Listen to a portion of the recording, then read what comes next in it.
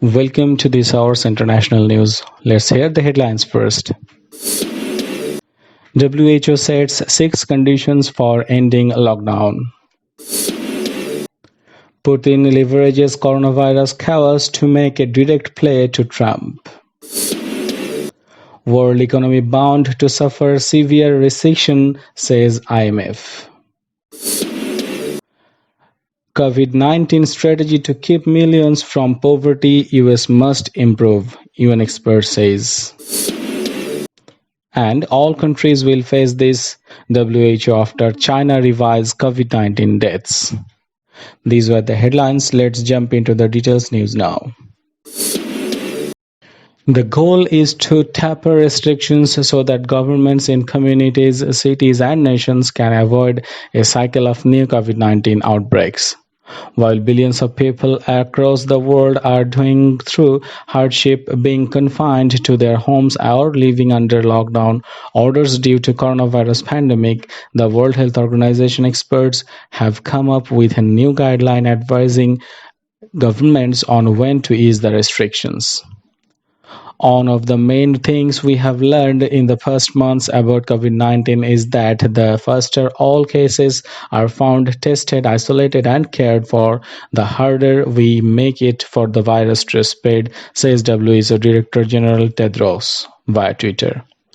In its most recent analysis, the International Monetary Fund (IMF) and said the global economy is now predicted by shrink by 3% this year. The 6 conditions, WHO officials say, despite all the personal and economic pain the coronavirus has caused, it is much too early to return to normalcy in many places. WHO Director General Tedros said any government that wants to start lifting restrictions must first meet 6 conditions. Those are: Number 1, disease transmission is under control. Number 2, health systems are able to detect, test, isolate, and treat every case and trace every contact. Number 3, hotspot risks are minimized in vulnerable places such as nursing homes. Number 4, school, workplaces, and other essential places have established prevention measures. Number 5, the risk of importing the new cases can be managed.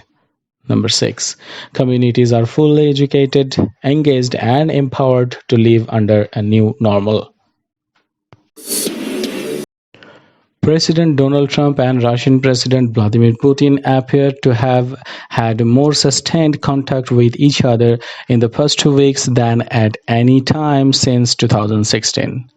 As the Kremlin tries to use coronavirus pandemic and close personal ties between the two leaders to normalize long-strained relations with Washington. The two leaders spoke on the phone at least 4 times over a 2-week period, beginning March 30, ending on Sunday.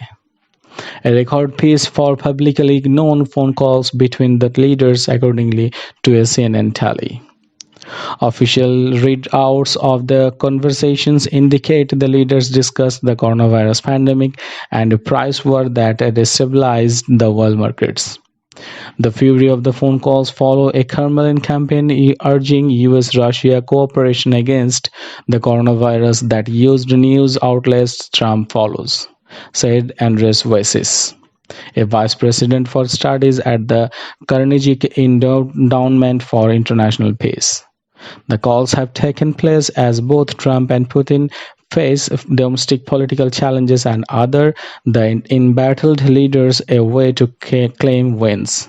But analysts such as Weiss warn that Putin's outreach involves risk to the US.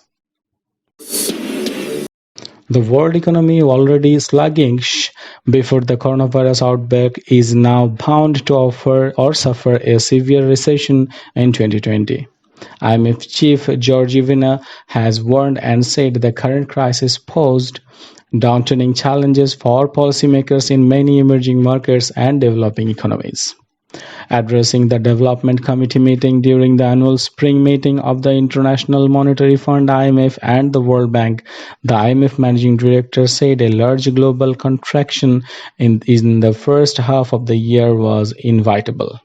She said the coronavirus pandemic hit the world economy when it was already in a fragile state as it was weighed down by trade disputes, policy uncertainty, and geopolitical tensions. The global coronavirus outbreak is a crisis that is like no other and poses daunting challenges for policymakers in many emerging market and developing economies, especially where the pandemic encounters weak public health systems, capacity constraints, and limited policy space to mitigate the outbreak's repercussions, Georgiev said. The US must take urgent additional steps to prevent tens of millions of middle class Americans hit by the COVID-19 pandemic from plunging into poverty, an independent UN human rights experts have said.